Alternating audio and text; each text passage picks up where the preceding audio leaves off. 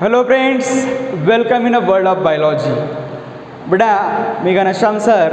आज आपण types of न्यूरॉनपासून सुरुवात करूया. यामध्ये स्ट्रक्चर ऑफ न्यूरॉन आणि पुढे गेल्यावर types of neuron based on myelin sheath, okay, based on their function, या सगळ्या गोष्टी डिस्कस करणार आहोत. ठीक आहे, तर आपण एक काम करू बेटा, ह्युमन नर्वस सिस्टीम आपण या ठिकाणी, किंवा ह्युमन न्यूरल सिस्टीम, मी असं वरती हेडिंग देतो, human neural system. Human neural system म्हणजेच नर्वस सिस्टीम. ठीक आहे, आता याच्यामध्ये आपल्याला इन डिटेल स्टडी करायचं आहे. ह्युमन न्यूरल सिस्टीम किंवा ह्युमन नर्वस सिस्टीम जी आहे, ह्युमन नर्वस सिस्टीम म्हणजे HNS, हा शॉर्ट फॉर्म कुठं तयार झाला नसेल आतापर्यंत. तर human nervous system is mainly classified in two types. कोणकोणते बेटा? त्यातला पहिला टाईप बेटा CNS आणि दुसरा आहे PNS, central nervous system and peripheral nervous system. तर सेंट्रल नर्वस सिस्टीममध्ये काय असतं? Central nervous system composed of brain and spinal cord. Composed of brain and spinal cord, त्याला म्हणायचं बेटा central nervous system. PNS composed of, याच्यामध्ये सगळ्या nerves येतात. Composed of all types of nerves म्हणजे नर्व्सचा जो पार्ट आहे, जो कंडक्शनचा पार्ट आहे, तो कोणाकडे? पेरिफेरल नर्वस सिस्टीमकडे बेटा. कोणाकडे? पेरिफेरल नर्वस सिस्टीमकडे आहे. ठीक आहे, तर human nervous system is classified mainly in two groups. Okay, central nervous system and peripheral nervous system. ठीक आहे बेटा, चालेल, याला नोट डाऊन करून घ्या. आता आपण बघू नर्व फायबर. ओके, आता PNS जर आपण बघतोय तर कंडक्शनचं काम कोणाकडे आहे? पेरिफेरल नर्वस सिस्टीमकडे आहे. मग या पेरिफेरल नर्वस सिस्टीमकडे जे नर्व फायबर आहे, तर त्या कोणकोणत्या असतात? ठीक आहे बेटा, nerve fibres. So there are two types of nerve fibre. कोणकोणते बेटा? Afferent fibre. Okay, afferent fibre and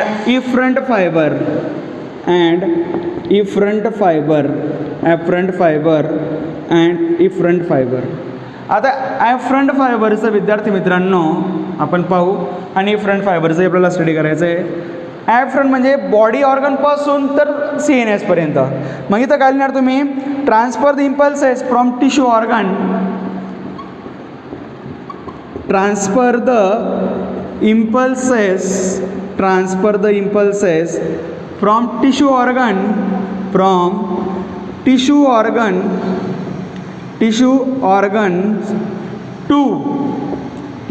to CNS, central nervous सिस्टीमकडे. म्हणजे ऑर्गन टिश्यूपासून तो जो मॅसेज आहे तो सेंट्रल नर्वस सिस्टीमपर्यंत पोहोचण्याचं काम कोण करतं बेटा? हे ॲफरंट फायबर करत असतात. इफरंट फायबर काय करतील? तर तिथून विद्यार्थी मित्रांनो जो काही मॅसेज असेल तो रिलीज करतील. ट्रान्समिट द इम्पल्सेस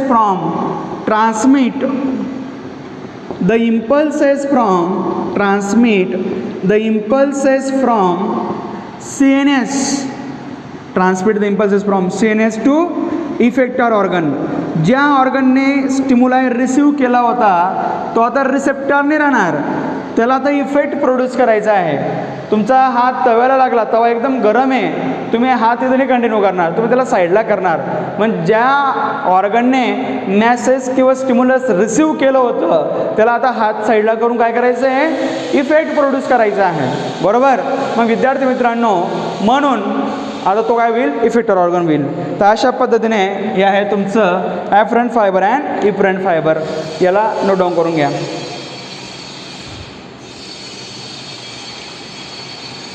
आता आपल्याला बघायचं बेटा पेरिफेरल नर्वस सिस्टीमचं क्लासिफिकेशन. आपल्याला स्टडी करायचं आहे पेरिफेरल नर्वस सिस्टीमचं क्लासिफिकेशन. कारण पेरिफेरल नर्वस सिस्टीममध्ये सर्व काय आहेत? ऑल टाईप ऑफ नर्व्स आहेत, मग येणाऱ्या आणि जाणाऱ्या. ठीक आहे बेटा, मग आता आपण स्टडी करूया PNS बद्दल, पेरिफेरल नर्वस सिस्टीम. तर पेरिफेरल नर्वस सिस्टीममध्ये दोन सिस्टीम त्या ठिकाणी डिव्हिजन करतात. पहिली त्यापैकी सोमॅटिक नर्वस सिस्टीम, सोमॅटिक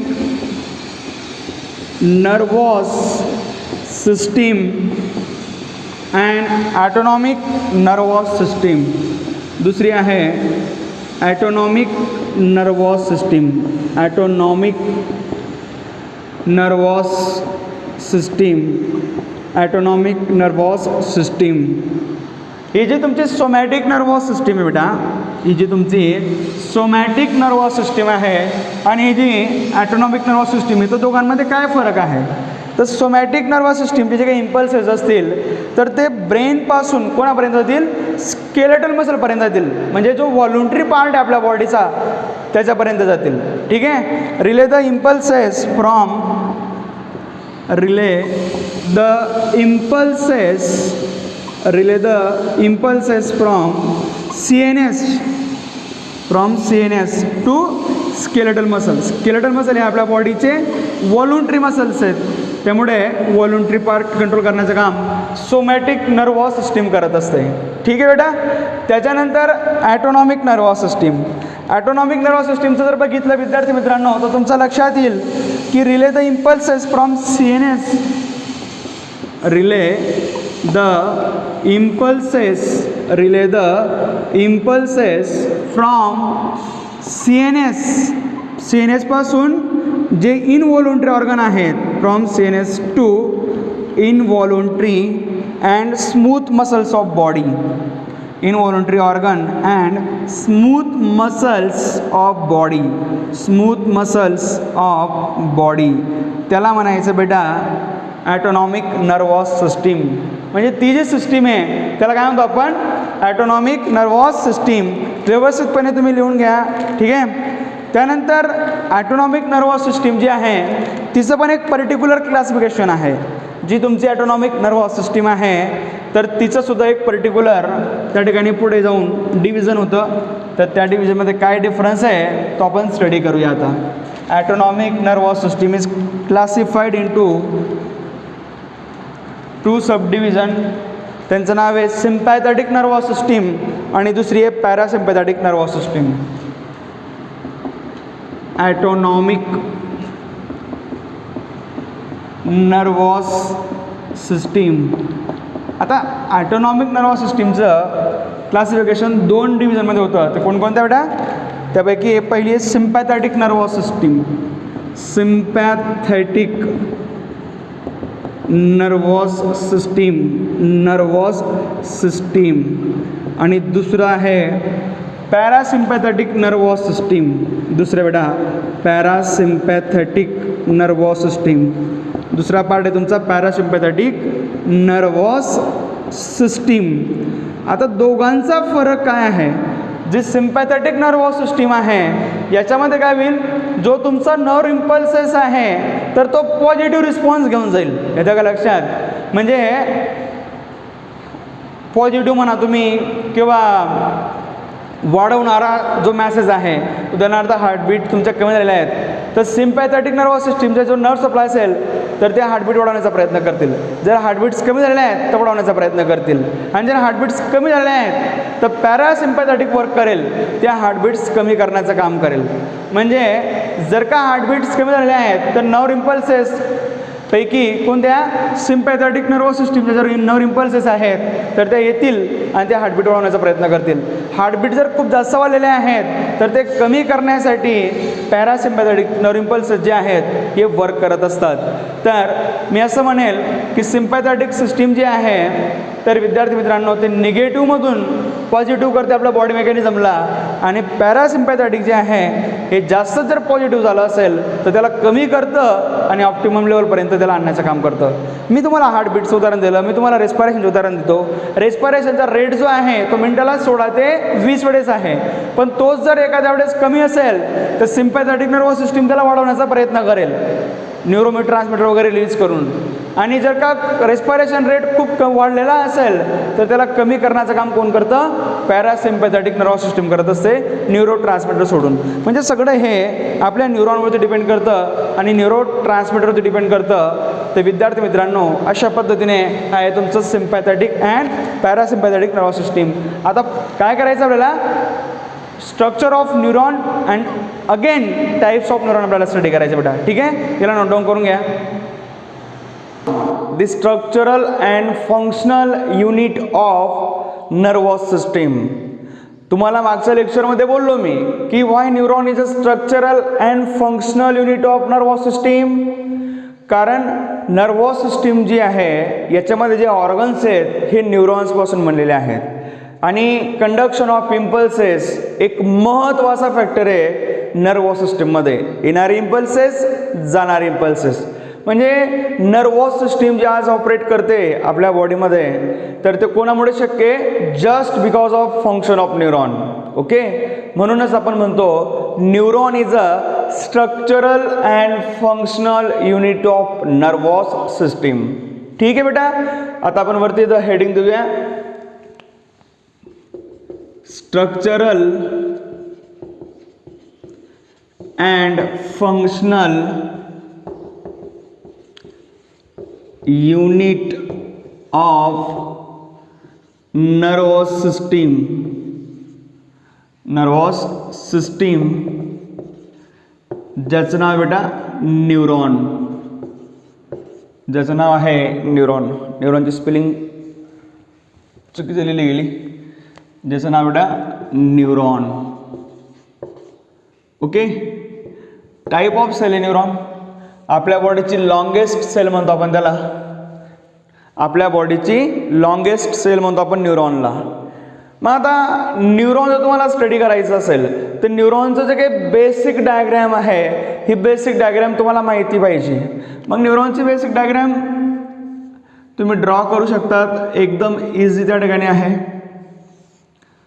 या पद्धतीने तुम्हाला स्ट्रक्चर काढायचं आहे तिथं.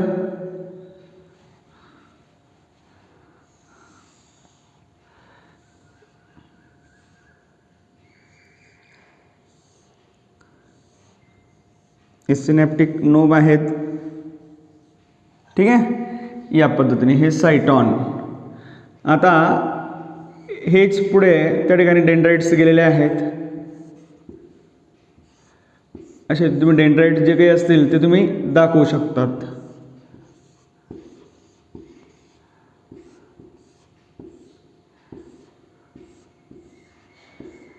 Dendrites are the hairs like structure which is responsible for the collecting the message. Okay, हा सायटोप्लाझम आहे. तर यामध्ये जे ग्रॅन्युल्स आहेत these granules called as Nissl's granules आणि हा न्यूक्लियस आहे आणि यामध्ये असे फायबर्स असतात. काय असतात? फायबर्स असतात. हा जो पार्ट आहे हा ॲक्झॉनचा पार्ट आहे. ठीक आहे. हां, बऱ्याच न्यूरॉन्समध्ये वरून एक कवरिंग असतं त्याला आपण मायलिन शीथचं कवरिंग म्हणतो. मायलिन शीथचं कवरिंग जे आहे ते शॉन सेलपासून तयार होतं. येतं का लक्षात? आणि विद्यार्थी मित्रांनो, such neurons called as myelinated neurons. नावं देऊन टाका. डेंड्राइट्स, त्यानंतर सायटोप्लाझम,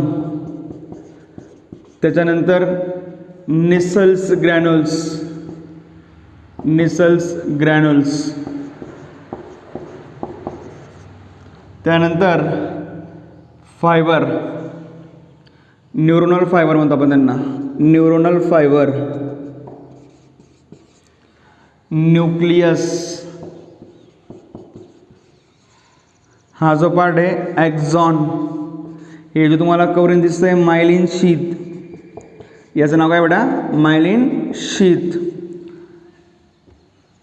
ॲक्झॉनचं बाहेरचा लेअर ॲक्झोलिमा, त्याला म्हणतो आपण ॲक्झोलिमा. ॲक्झॉनमध्ये जो सायटोप्लाझम तुम्हाला दिसतोय याचं नाव ॲक्झोप्लाझम. काय म्हणतो आपण त्याला? ॲक्झोप्लाझम. हे टर्मिनल आहे, हे सिनॅप्टिक नोब. हे काय बेटा? Synaptic knob. याच्यामध्ये न्यूरो ट्रान्समीटर भरलेले असतील. ओके, टर्मिनल ऑफ न्यूरॉन म्हणतो आपण यांना. काय आहे? Terminal side of neuron. Terminal side of neuron. Diagram तुमचा समोर आहे. मी नेहमी म्हणतो की बायोलॉजीमध्ये ज्या डायग्राम तुम्ही चांगल्या काढल्या तर डायग्राम तुमच्याशी बोलतात. येते का लक्षात? तर तुम्ही न्यूरॉनची जी डायग्राम आहे ती खूप चांगल्या पद्धतीने काढायची आहे आणि हीच डायग्राम मी तुमचा समोर ठेवतो आणि याचं एक्सप्लेनेशन जे आहे ते तुम्हाला मी करून देतो. तर न्यूरॉन सगळ्यात आधी सांगायचं म्हटलं तर न्यूरॉन ही आपल्या बॉडीची लॉंगेस्ट सेल आहे. पण तरीसुद्धा न्यूरॉन जर तुम्ही बघितलं जरी ते लॉंगेस्ट असेल तर लॉंगेस्टमध्ये सुद्धा ते मायक्रोस्कोपिक आहे. Neuron is a microscopic cell और न्यूरोनल सेल आणि हे जे न्यूरॉन आहे it is composed of 3 parts. Cytoplasm म्हणजे सायटॉन, एक्झॉन आणि टर्मिनल. येतं का लक्षात? Cytoplasm, axon and terminal. किंवा neuron is composed of cyton, dendrites आणि axon. Neuron is composed of cyton म्हणजे सायटोप्लाझम, एक्झॉन अँड डेंड्राइट्स. या 3 पार्ट्सपासून तुमचा न्यूरॉन हा तयार होत असतो. एक सेल आहे बेटा, ठीक आहे. त्यानंतर सेल बॉडी जी आहे म्हणजे या ठिकाणी ही सेल बॉडी याच्यामध्ये सायटोप्लाझम आहे. काय याच्यामध्ये? सायटोप्लाझम आहे आणि त्यामध्ये एक टिपिकल सेल ऑर्गॅनल जे असतात जे लागणार आहेत सेलला तर त्यामध्ये ते प्रेझेंट असतील आणि काही सर्टन ग्रॅन्युलर बॉडीज या ठिकाणी तुम्हाला दिसत आहेत. मी काढलेले त्या ठिकाणी ग्रॅन्युल्स. तर हे जे ग्रॅन्युलर बॉडीज आहेत तर हे ग्रॅन्युलर बॉडीज म्हणजेच त्यांना आपण निसल्स ग्रॅन्युल्स म्हणतो. काय म्हणतो त्याला? निसल्स ग्रॅन्युल्स किंवा निझल्स ग्रॅन्युल आपण त्यांना म्हणू शकतो. मग विद्यार्थी मित्रांनो हे जे तुमचं न्यूरॉन आहेत हे जे तुमचे न्यूरॉन आहेत तर या न्यूरॉनचा वरून एक शॉर्ट फायबर अराईज होते. सायटोप्लाझमपासून एक शॉर्ट फायबर अराईज होते आणि विद्यार्थी मित्रांनो हे नाही एक शॉर्ट फायबर या अराईज होतात यांना आपण डेंड्राइट्स म्हणतो. सायटोप्लाझमपासून एक एक्सटेन्शन बाहेर पडतं. सायटोप्लाझमपासून एक एक्सटेन्शन बाहेर पडतं जे शॉर्ट फायबर्स आहेत तर त्यांना आपण डेंड्राइट्स म्हणतो. आणि जे ग्रॅन्युल्स या सायटोप्लाझममध्ये होते तेच ग्रॅन्युल्स या डेंड्राइटच्या सायटोप्लाझममध्ये सुद्धा किंवा डेंड्राइट्समध्ये सुद्धा ते कंटिन्यू होतात. What is the function of dendrites? डेंड्राइटचं फंक्शन आहे की जो स्टिम्युलस आहे जो मॅसेज आहे तो रिसीव करायचा. मग समजून घ्या मी इथं बोट ठेवलं स्किनवरती बोट ठेवलं तर त्या स्किनमध्ये जे न्यूरॉन आहेत तर त्यांच्या डेंड्राइट जे आहेत ते मॅसेज रिसीव्ह करतील. तो मॅसेज इथून सायटोप्लाझममध्ये जाईल. सायटोप्लाझममधून तो मॅसेज एक्झॉनमध्ये एंट्री करेल, टर्मिनलला जाईल आणि तो मॅसेज या सिनॅप्टिक नोबमध्ये जे न्यूरो ट्रान्समीटर असतात. न्यूरो ट्रान्समीटर केमिकल आहेत 2 आहेत ते ॲड्रिनलिन and acetylcholine depending on situation ते रिलीज होतात. मग ज्या प्रकारचा मॅसेज असेल त्या प्रकारचे जे न्यूरॉन हे जे काही सिनॅप्टिक नोब्स आहेत इथून न्यूरो ट्रान्समीटर रिलीज होतील. मग आता तो मॅसेज इथं आल्यानंतर केमिकलचा फॉर्ममध्ये जो रिलीज होतो. मग आता इथं स्पेस क्रिएट होते. इथं काय होते? स्पेस क्रिएट होते आणि स्पेस नंतर मग दुसरा न्यूरॉन असेल. स्पेस नंतर दुसरा न्यूरॉन असेल. मग द स्पेस बिटवीन 2 न्यूरॉन्स दोन न्यूरॉन्सच्या मध्ये जे काही स्पेस असते तर त्या स्पेसला आपण सिनॅप्स म्हणतो. काय म्हणतो त्यांना? सिनॅप्स म्हणतो. तर त्या सिनॅप्समध्ये तो मॅसेज या केमिकलच्या रूपात न्यूरोट्रान्समीटर जे आहे तुमचे ॲड्रिनलिन ॲसिटिलकोलिन यांच्या रूपात उतरेल आणि पुढच्या ज्या डेंड्राइट्स आहेत पुढच्या न्यूरॉनच्या तर तो मॅसेज रिसीव्ह करतील आणि पुन्हा सायटॉन पुन्हा एक्झॉन आणि त्या न्यूरॉनचं पुन्हा टर्मिनल पुन्हा सिनॅप्टिक नोब आणि त्याचं पुढचं सिनॅप्स असा तो message from one neuron to another neuron transfer होत असतो. जर का तुम्ही बघितलं विद्यार्थी मित्रांनो तर हे जे ॲक्झॉन स्ट्रक्चर आहे तर हे सुद्धा एक लॉंग फायबर आहे आणि जर बघितलं तर जे काही सायटोप्लाझमचे काही डिस्टल एंड आहे जे खालची बाजू तिथून अराईज होतं आणि एक लॉंग पार्ट ज्याला म्हणतो आपण न्यूरॉनचा तर तो आहे. ज्या ॲक्झॉनच्या जे काही ब्रांचेस आहेत शेवटच्या तर विद्यार्थी मित्रांनो त्या टर्मिनलला त्या ब्रांचेसला एंडिंगला एक स्ट्रक्चर आहे ज्याला म्हणतो आपण सिनॅप्टिक नोब. काय म्हणतो त्यांना? Synaptic knob. The synaptic knob contain काय सगळे neurotransmitter and this neurotransmitter releases during the impulse conduction. मग ते डिपेंड करतं की कोणता मेसेज आहे त्या प्रकारचं न्यूरोट्रान्समीटर जे आहे ते रिलीज होईल. समजून घ्या पॉझिटिव्ह सिग्नल आहे तर ॲड्रेनालिन, निगेटिव्ह सिग्नल आहे ॲसिटिलकोलिन, अशा पद्धतीने ते रिलीज होत असतं. येतं लक्षात. What is the function of axon? ॲक्झॉनचं फंक्शन बेटा conduct the impulses from cytoplasm to terminal side, from cytoplasm to synaptic नोबपर्यंत त्या ॲक्झॉनच्या टर्मिनलपर्यंत मेसेज पोहोचवण्याचं काम कोण करतं? हे ॲक्झॉन करत असतं. मग आता तुम्ही बघितलं असेल की सर हे ॲक्झॉनच्या बाजूला तुम्ही एक मायलिन शीथ काढलेला आहे. काय असतं की न्यूरॉनच्या ॲक्झॉनच्या बाजूला शॉन सेल असतात. काय असतात? शॉन सेल असतात. And these Schwann cells are mainly responsible for covering or forming the cover around the axon. आणि ते कवर जे असतं तर ते असतं मायलिन शीथ.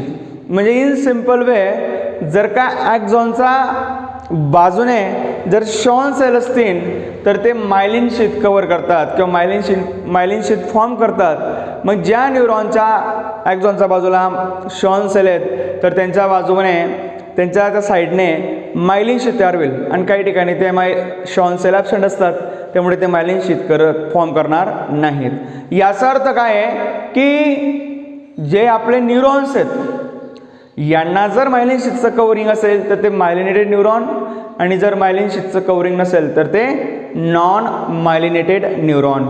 मग मायलिन शीथ हे जे कवरिंग आहे हे कवरिंग कोणामुळे तयार होतं? तर हे तयार होतं शॉन सेलमुळे तयार होतं. कोणामुळे? शॉन सेलमुळे तयार होतं. येतं लक्षात. मग तुम्ही बघितलं असेल की या न्यूरॉनच्या बाजूने जे मायलिन शीथ आहे तर हे कंटिन्युअसली नाही आहे, कुठेतरी थांबलेलं आहे, पुन्हा अराईज झालेलं आहे, कुठेतरी थांबलेलं आहे, पुन्हा अराईज झालेलं आहे. म्हणजे तिथं कुठेतरी गॅप आहे. तर तो जो गॅप असतो तर त्या गॅपला म्हणतो आपण node of Ranvier. Nodes of Ranvier हे नाव तुमचं लवकर लक्षात राहील. Nodes of Ranvier. येतं का लक्षात. तर the gap between the two myelin sheath, myelin शीथमध्ये असणारा जो गॅप तुम्हाला दिसतोय याला आपण नोड्स ऑफ रणवीर म्हणतो. आणि जेव्हा न्यूरॉनमध्ये ॲक्झॉनमध्ये जो मॅसेज येईल तर जो मॅसेज पुढे जेव्हा ट्रान्सफर होईल तेव्हा तो इथं अशा गॅप जर असेल मायलिन शीथच्या याच्यामुळे तर तो मॅसेज जो असतो न्यूरॉनमध्ये तो जंप होतो इथून या ॲक्झॉनचा या पार्टमधून तर तो या पार्टमध्ये जंप होईल. येतं का लक्षात. या ठिकाणी जो मॅसेज आहे तो जंप होतो आणि तो पुढे जात असतो. इंटरेस्टिंग आहे बायोलॉजी फार इंटरेस्टिंग आहे. जर तुम्ही व्यवस्थितपणे जर अभ्यास केला तर खरंच त्या ठिकाणी बायोलॉजी इंटरेस्टिंग आहे. येते लक्षात. तर तुम्ही एक काम करा, ही जी डायग्रॅम आहे ही ड्रॉ करून घ्या. यानंतर मी तुम्हाला नोट्स याच्या सिम्पल नोट्स जे आहेत या लिहून देतो. चला आपण आता नोट्स तयार करून घेऊ. आता न्यूरॉनची डायग्रॅम आपण आता जस्ट काढली होती, तुमच्या समोर ती डायग्रॅम होती तर तुम्ही पुस्तकात पण बघू शकतात आणि इकडे व्यवस्थित लक्ष द्या. न्यूरॉन काय आहे? Microscopic structure. न्यूरॉन काय बेटा? Microscopic structure. Neuron is the microscopic structure. कशापासून तयार होतं न्यूरॉन?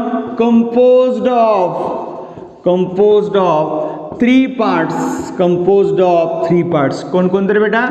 सायटॉन, नंतर ॲक्झॉन आणि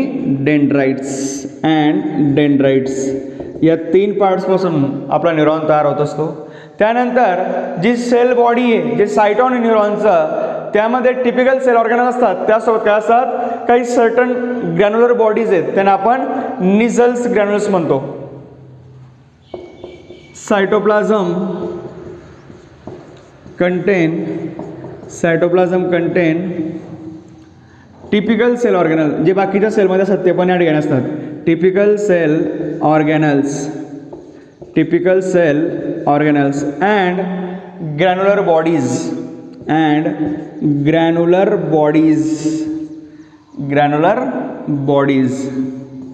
तर त्या ग्रॅन्युलर बॉडीजला आपण काय म्हणतो? Nissl's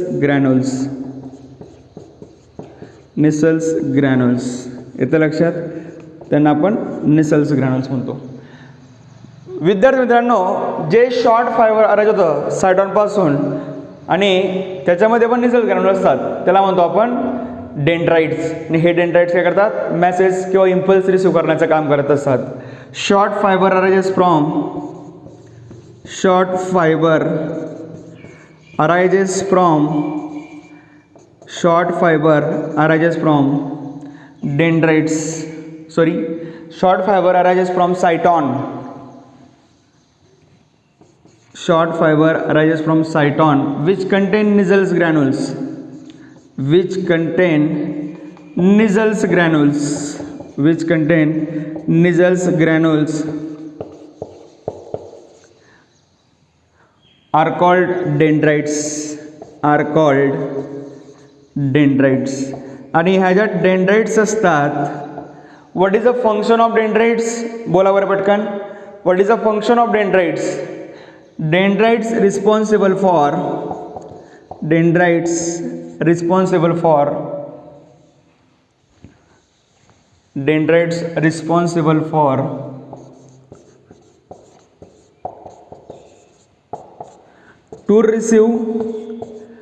to receive nerve impulses, जे काही इम्पल्सेस असतील त्यांना रिसीव्ह करण्याचं काम कोण करतं आहे, हे डेंड्राइट्स. डेंड्राइट्समधून मग तो मेसेज जो असेल तो कुठं जाईल बेटा, तो जाईल तुमचा सायटॉनमध्ये, तिथून मग तो एक्झॉनमध्ये. ठीक आहे. हे जे डेंड्राइट्स आहेत तर हे नर्व इम्पल्सेस जे असतात त्यांना ट्रान्सफर करत असतात towards the cyton, towards the cyton. Okay, to receive the nerve impulses and transmit toward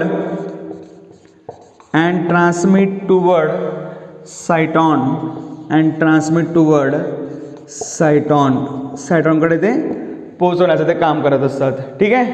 आता ॲक्झॉन जे लॉंग स्ट्रक्चर होतं, the axon is a long fibre, the axon is a long fibre which is arises from the distal end of cytoplasm. Axon is long fiber arises from distal end of cytoplasm. Cytoplasm जे काही distal end आहे तिथून ते arise झालेलं असतं. मग cytoplasm म्हणा तुम्ही का सायटॉन म्हणा एकच आहे. त्यानंतर ईच ब्रांच टर्मिनेट्स, आता पुढे गेल्यानंतर तुम्ही बघितलं तर हे जे ॲक्झॉन आहे तर याचं शेवटचं एंडिंग असं बल्ब लाईक स्ट्रक्चर होतं ज्याला आपण सिनॅप्टिक नोब म्हणतो. Each branch terminates as a, each branch terminates as a bulb like structure called synaptic knob,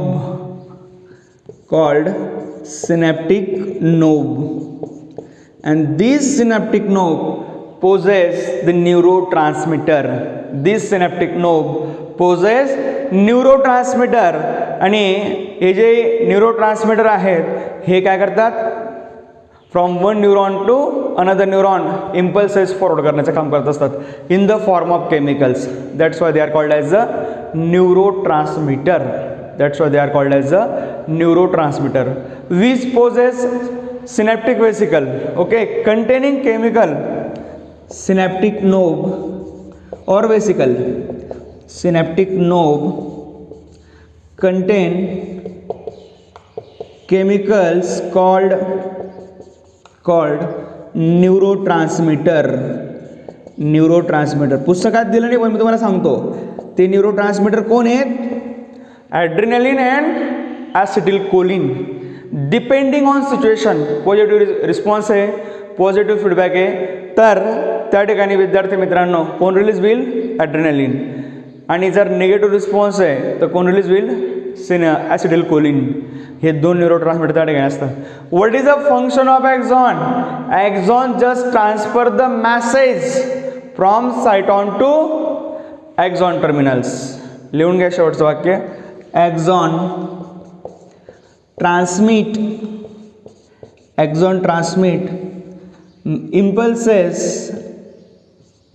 impulses from cyton to कुठे, टू सिनॅप्टिक वेसिकल किंवा नोब, सिनॅप्टिक नोब. आणि मग तिथून तो न्यूरोट्रान्समीटरच्या फॉर्ममध्ये जो मॅसेज आहे तो बाहेर पडेल, म्हणजे सिनॅप्समध्ये जाईल, सिनॅप्समधून पुढचे डेंड्राइट्सला रिसिव्ह करतील. हे फक्त तुमची ॲनाटॉमी जी आहे न्यूरॉनची ती क्लिअर झालेली आहे. खरं तुम्हाला कळतं कधी, जेव्हा न्यूरॉनचं तुम्ही फंक्शन स्टडी करणार. मेकॅनिझम ऑफ नर्व इम्पल्सेस किंवा mechanism of conduction of nerve impulses, त्यावेळेस आपल्याला कळतं की न्यूरॉनचं वर्किंग कसं चालतं ते. येतं लक्षात. फार जास्त मोठा व्हिडिओ बनवून काही अर्थ नाही आहे, थोडं थोडं घ्यायचं, तुम्हालाही पसेल तेवढं द्यायचं. ठीक आहे. तर विद्यार्थी मित्रांनो, तुम्हाला असेच माझे नवनवीन व्हिडिओज असतील लेक्चरवरती, ते 100% मी फॉरवर्ड करेल. अभ्यास करा, घरी थांबा, स्वतःची काळजी घ्या, परिवाराची काळजी घ्या. येतं का लक्षात. आणि वेळेवर मी जे लिहून देतो आहे नोट्स, तर 100% कंप्लीट करा. आणि नीटचे जे प्रॅक्टिस क्वेश्चन्स आहेत ते सॉल्व करत राहा. मी जेवढं तुम्हाला शिकवलं आहे त्याच्यावरती नीटचे तुम्ही प्रॅक्टिस क्वेश्चन सॉल्व करत राहा. तुम्हाला कुठल्याही मोठ्या क्लास लावण्याची गरज पडणार नाही. बायोलॉजीमध्ये तुम्हाला आउट ऑफ मार्क्स मिळतील, मी तुम्हाला पूर्ण गॅरंटी देतो. कारण 95% 90% NCERTचा बाहेरचं काहीच नसतं. फक्त आपण काय करतो, मोठे मोठे क्लास, मोठे मोठे पुस्तकं, शो मस्ट गो ऑन, असं काही करू नका. ओरिजिनल जे आहे तेच करा, जे लागणार आहे तेच करा. NCERT बिलकुल 50 वेळेस रिपीट करून टाका, बाय हेड करून टाका. आणि त्याच्यावरची MCQ प्रॅक्टिस जी आहे ती मॅक्झिमम करा. यश तुमची वाट पाहत आहे. येतं लक्षात. तर मी इथंच थांबतो. Thank you very much. ठीक आहे बेटा, आता आपण स्टडी करूया टाइप्स ऑफ न्यूरॉन. आता टाइप्स ऑफ न्यूरॉन जर बघितलं तुम्ही तर वेगवेगळे आहेत. अकॉर्डिंग टू फंक्शन जर बघितलं तर sensory neuron, motor neuron, mix neuron. Okay, त्यांनाच म्हणतो आपण असोसिएटेड न्यूरॉन. आता आपल्याला टाइप्स ऑफ न्यूरॉन बघायचे आहेत तर ते अकॉर्डिंग टू नंबर ऑफ डेंड्राइट्सवरून, की किती डेंड्राइट्स त्या ठिकाणी न्यूरॉनमध्ये प्रेझेंट आहेत, त्यानुसार आपण न्यूरॉनला 3 टाईप्समध्ये क्लासिफाय केलेलं आहे. येतं लक्षात. मग विद्यार्थी मित्रांनो, हे जे 3 टाईप्स आहेत हे आपण डिस्कस करूया की तिघांमध्ये काय डिफरन्स आहे. मी वरती हेडिंग देतो, टाईप्स ऑफ न्यूरॉन. ठीक आहे, टाईप्स ऑफ न्यूरॉन. आता हे जे टाईप्स आहेत हे कोणानुसार आहेत, अकॉर्डिंग टू नंबर ऑफ किंवा based on number of dendrites present in the neuron. ठीक आहे बेटा. त्यापैकी जो पहिला प्रकार आहे किंवा टाईप्स ऑफ न्यूरॉनमध्ये तो आहे मल्टीपोलर न्यूरॉन. Multipolar neuron. ठीक आहे बेटा. दुसरा टाईप याचा बायपोलर न्यूरॉन. दुसरा आहे बायपोलर न्यूरॉन. ठीक आहे, bipolar neuron. And third one is a unipolar neuron. Unipolar neuron. असे 3 टाईप्स या ठिकाणी न्यूरॉनचे आहेत. मल्टीपोलर न्यूरॉन शब्दामध्ये अर्थ आहे की ज्या ठिकाणी डेंड्राइट्स असतील हे 2 असतील किंवा 2पेक्षा जास्त असतील. या ठिकाणी या न्यूरॉनमध्ये जे डेंड्राइट्स आहेत, मी तुम्हाला आताच न्यूरॉनची डायग्राम काढून दिली आणि त्यामध्ये सांगितलं की डेंड्राइट्स कसे असतात, तर सायटॉनच्या बाजूने जे हेअर्स लाईक स्ट्रक्चर गेलेले आहेत, एक सायटॉनचं एक्सटेन्शन बाहेर पडलेलं आहे, तर ते डेंड्राइट्स आहेत. What is the function of this dendrites? Dendrites are mainly responsible for the receiving collecting the impulses. Message receive करण्याचं काम हे डेंड्राइट्स करत असतं. मग आता मल्टीपोलर न्यूरॉन जर आपण म्हणतोय तर या न्यूरॉनमध्ये काय असेल, neuron content 2 or more number of dendrites. जे डेंड्राइट्स असतील तर हे 2 किंवा 2पेक्षा जास्त असतील. ठीक आहे बेटा. आणि विद्यार्थी मित्रांनो, जे ॲक्झॉन असेल ते सिंगल असेल. अँड सिंगल ॲक्झॉन त्याला म्हणायचं बेटा काय म्हणतो आपण त्याला, मल्टीपोलर न्यूरॉन. मग हे न्यूरॉन असतात कुठं? हे न्यूरॉन असतात कुठं, तर हे न्यूरॉन बेटा सेरिब्रल कॉर्टेक्समध्ये प्रेझेंट आहेत. कुठे येते? सेरिब्रल कॉर्टेक्समध्ये प्रेझेंट असतात. So multipolar neuron is present in the cerebral cortex of the human. ठीक आहे बेटा. सेकंड टाईप आहे सेकंड टाईप आहे तुमचा बायपोलर न्यूरॉन. काय बेटा? Bipolar neuron. What is mean by the bipolar neuron? की ज्या न्यूरॉनमध्ये फक्त एक सिंगल डेंड्राइट असेल, ज्या न्यूरॉनमध्ये एक सिंगल डेंड्राइट असेल आणि एक सिंगल ॲक्झॉन असेल, त्याला म्हणायचं bipolar neuron. Neuron which contain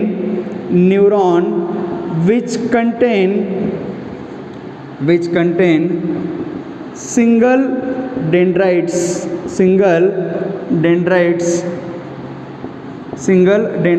and one axon, की ज्यामध्ये एक डेंड्राइट्स आहे आणि एक ॲक्झॉन असेल, असं जे न्यूरॉन आहे त्याला आपण बायपोलर न्यूरॉन असं म्हणतो. काय म्हणतो त्याला? बायपोलर न्यूरॉन आपण असं म्हणतो. मग विद्यार्थी मित्रांनो, हे जे तुमचं बायपोलर न्यूरॉन आहेत यांचं एक्झाम्पल किंवा these neurons, bipolar neuron are present in the retina of eye. These neurons are present in retina of eye. जो आपला रेटिना आहे डोळ्यांचा, तर त्या ठिकाणी हे बायपोलर न्यूरॉन प्रेझेंट असतात. तिसरा प्रकार आहे बेटा unipolar neuron. What is mean by the unipolar neuron? की ज्या न्यूरॉनमध्ये डेंड्राइट नसेल, फक्त सिंगल ॲक्झॉन असेल, अशा न्यूरॉनला काय म्हणायचं? Unipolar neuron. Neuron which contains only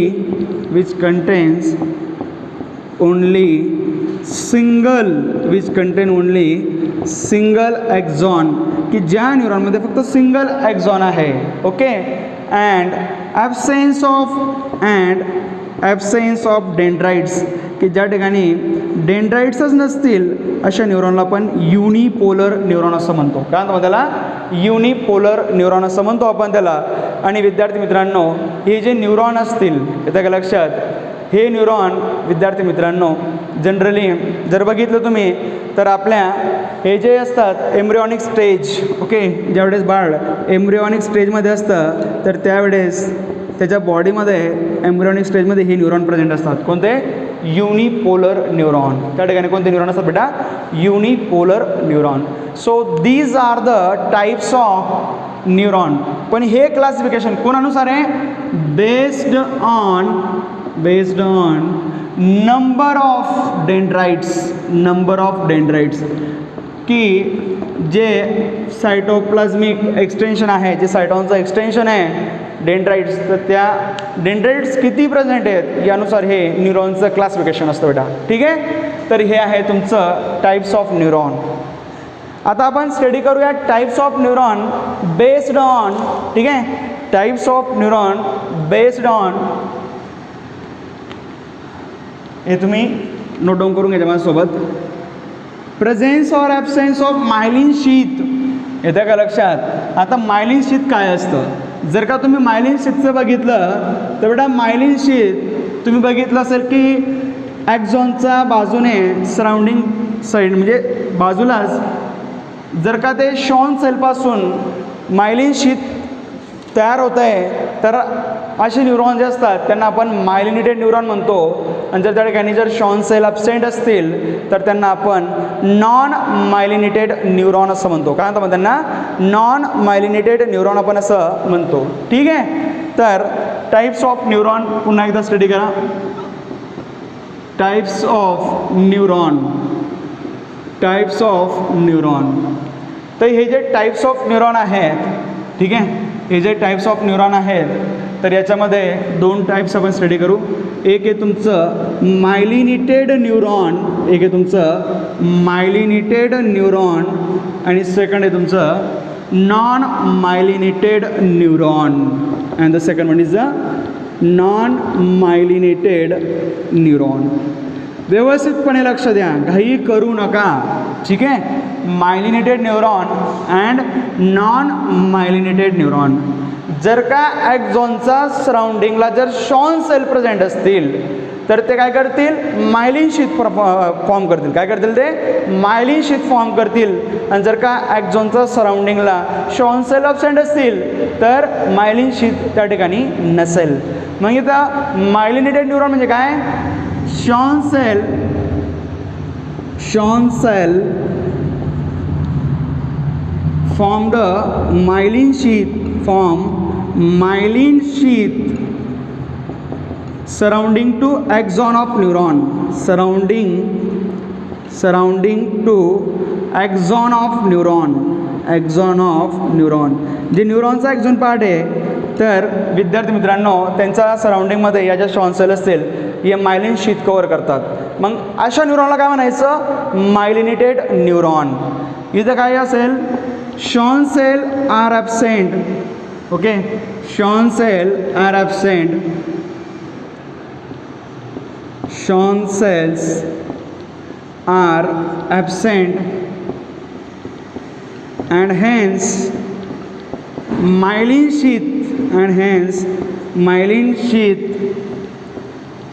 sheath is not formed surrounding to axon, surrounding to axon. ॲक्झॉनचा बाजूने ते मायलिन शीथच नसेल शॉन सेलपासून, मग अशा न्यूरॉनला काय म्हणायचं? Non myelinated neuron. काय म्हणतो आपण त्याला? Non myelinated neuron. हे जे नॉन मायलिनेटेड न्यूरॉन आहेत हे कुठे असतात? They are present in autonomous and somatic nervous system. They are present in autonomous and somatic nervous system. त्या ठिकाणी हे न्यूरॉन प्रेझेंट्स असतात.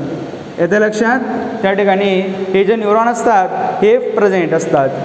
तर विद्यार्थी मित्रांनो ह्या दोन टाईप किंवा हे जे दोन टाईप्स आहेत हे तुम्हाला माहीत असणं गरजेचं आहे. एंट्रान्समध्ये तुम्हाला डिफरन्शिएट येणार नाही, बट न्यूरॉनच्या सराउंडिंगला मायलिन शीथ कोण फॉर्म करतं याच्यावर तुम्हाला प्रश्न येऊ शकतो. येतं का लक्षात?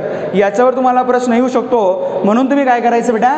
तुम्ही बिलकुल रेडी राहायचं की शॉन सेल जे आहेत या काय करतात? मायलिन शीथ फॉर्म करण्याचं काम करत असतात. ठीक आहे. आता एक कन्सेप्ट फार महत्त्वाचा आहे, तुम्हाला सांगून देतो. आता हे जे मायलिन शीथ असतं हे ॲक्झॉनवरती कंटिन्यू असतं का बेटा? नाही, ते कंटिन्यू नसतं. आणि ते कंटिन्यू नसल्यामुळे काय होऊन जातं की एक गॅप त्या ठिकाणी तयार होतो आणि त्या गॅपला काय म्हणतो आपण? Node of Ranveer.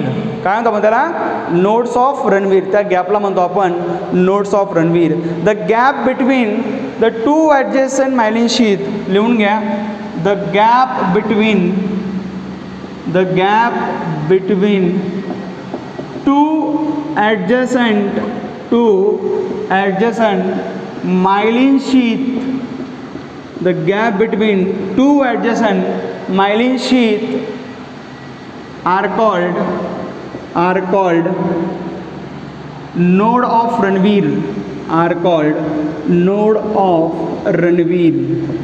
त्याला काय म्हणतो आपण? Node of Ranvier. हे तुमचं लवकर लक्षात असेल बेटा. येतं का लक्षात? हे तुम्हाला लक्षात असेल, लवकर लक्षात येईल. मग हे मायलिन शीथचे जे न्यूरॉन असतात हे तुम्हाला कुठे दिसतील? तर विद्यार्थी मित्रांनो जे काही स्पायनल नर्व असतात, जे काही क्रॅनियल नर्व असतात यांच्यामध्ये हे न्यूरॉन मायलिनेटेड न्यूरॉन तुम्हाला पाहायला मिळतील. They are found in cranial and spinal nerve.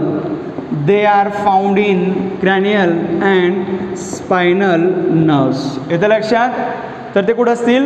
जे काही आपल्या क्रॅनियल नर्व्स, ज्या नर्व्स आपल्या ब्रेनपासून अराईज होतात, ज्या नर्व्स आपल्या ब्रेनपासून निघून जातात, पुढे जातात, त्यांना आपण क्रॅनियल नर्व म्हणतो. आणि ज्या नर्व्स आपल्या स्पायनल कॉर्डपासून निघतात बाहेर त्यांना आपण स्पायनल नर्व असं म्हणतो. ठीक आहे बेटा. बाकीचं जे आहे आता ते आपण उद्याच्या लेक्चरला बघू. हे बाकी जे होतं मी तुम्हाला ते कंप्लीट करून दिलं. नेक्स्ट लेक्चरमध्ये मिस नका करा, कारण मेकॅनिझम ऑफ इम्पल्स कंडक्शन एक महत्त्वाचा, एक नीटच्या दृष्टिकोनातून महत्त्वाचा टॉपिक आपण कंप्लीट करणार आहोत. ठीक आहे बेटा. याला नोट डाऊन करून घ्या. बाय.